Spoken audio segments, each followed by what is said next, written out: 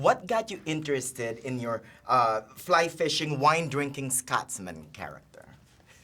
Well, it wasn't so much the character as the whole script, which was I thought was a fantastically good, well-written script by a writer whom I know very well and respect a lot, David Hare. So it wasn't a big problem for me to, and I thought that the whole trajectory of the character, this rather, on the one hand, he's rather sort of nice and pleasant when he's not in the courtroom, but once he gets into the court, he's a killer. Right. And that sort of interested me. You're right. Your character, the real life Richard Rampton, he seemed heartless in the beginning.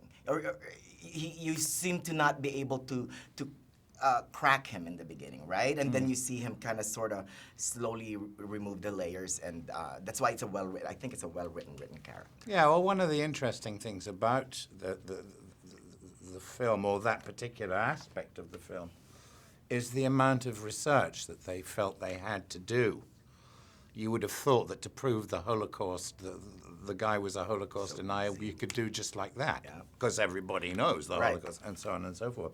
But they did research it, and for upwards of a year before the trial finally came to court. So you wanted to have that sense of who,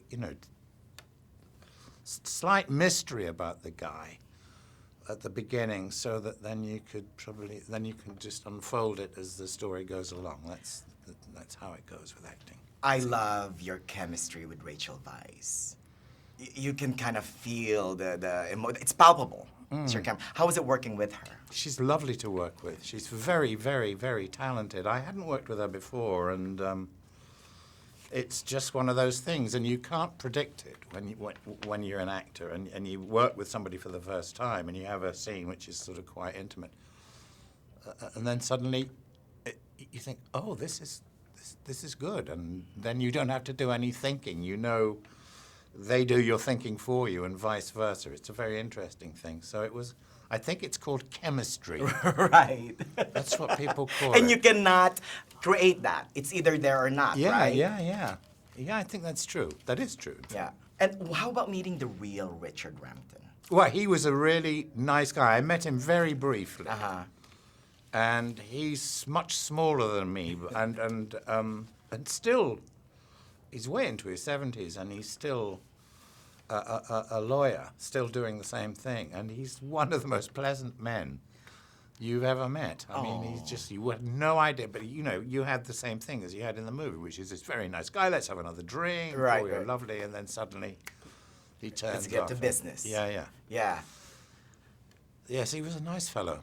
I think the movie is a captivating true story about a man who bends the truth and almost gets away with it. Yeah. Well, people lie all the time, right? Don't they? Right. And this is just one example of a particular lie which was exposed. And in a certain sense, it does. I don't know what. It's a bigger political question than really I'm equipped to deal with. But nevertheless, it's nice to see. What's satisfying is to see a lie like this exposed, and it gives you some possible insight into the way in which other lies could possibly be exposed. Though I doubt whether the likes of President Assad or any of these kind of anyone who's running for dictators, president, or running for president, are ever going to sort of submit themselves to a court of law. Yeah. Thank you so much, Mr. Thank Tom. you. Congratulations and great job on the movie. Thanks very much. Thank you.